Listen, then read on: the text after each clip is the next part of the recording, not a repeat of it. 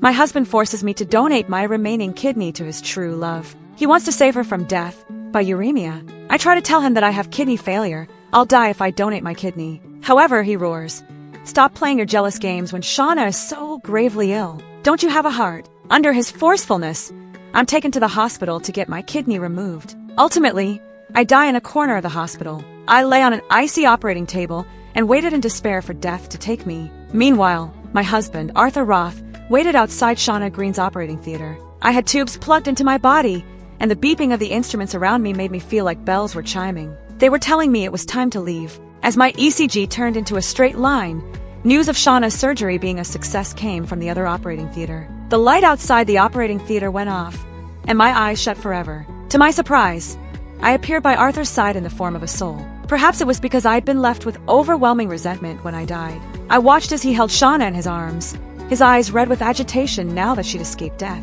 My heart sank at the sight. I wanted to ask him whether he'd worried about me for even a second when Shauna and I had been wheeled into different operating theaters at the same time, but I suppose the answer was no. After all, he'd taken me to court over her illness. He'd hired the best lawyer in the industry to sue me, and I'd lost the case. I'd been in so much pain when getting my kidney removed that cold sweat had drenched my back.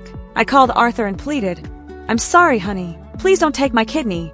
It really hurts, and I feel like I'm going to die." I'd never adopted such a soft stance with Arthur before, and thought there was a chance he would let me off the hook if I were to admit defeat and take the blame for things I'd never done. We'd been together for 5 years, and I thought that would have meant something. However, he'd merely laughed cruelly over the phone. "Admitting your mistakes is what is expected of you, and saving Shauna's life is your punishment. Don't even think about getting away with this, and don't think you don't have to apologize to her since you're giving her your kidney. Think about all the things you've done to hurt her over the years. I'll get even with you for that once she's better.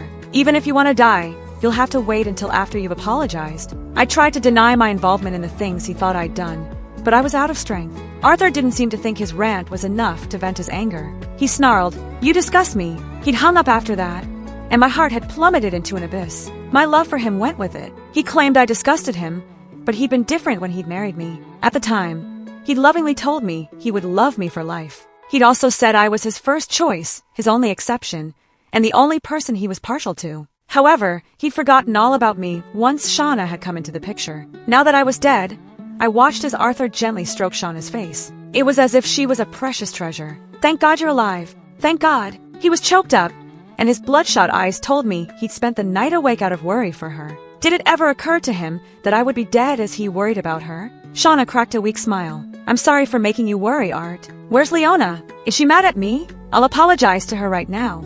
She struggled to prop herself up. Anyone who wasn't blind could see that she was faking it, though. But of course, Arthur couldn't see it. Sure enough, he gently pushed her back onto the bed and caressed her head affectionately. "Silly you. Leona is the one who should apologize.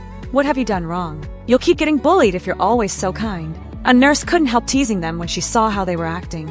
"You two are such a loving couple." She turned to Shauna. "Your husband waited in the corridor throughout the night during your surgery. He didn't step away even once." Shauna blushed shyly. Arthur stiffened for a split second, but didn't correct the misunderstanding. Just then, the nurse sighed and said, "The patient who was in the operating theater beside yours wasn't as lucky as you, though. She was alone when she was brought here, and none of her family members have come to collect her body. She's such a poor thing." After a brief silence, Arthur also sighed. "That really is pitiful." My gaze dimmed, and I smiled self-deprecatingly. Shauna was all he could see and think about. How could he possibly remember my existence? The conversation stopped there. Arthur and the nurse wheeled Shauna to her ward together. As they passed by the operating theater where my body was, he faltered and glanced inside. My body was still on the operating table. However, my feet faced the door, so no one could see my face. Still, if Arthur were to take a closer look, he would see the scar on my ankle. I'd gotten it when saving him in the past.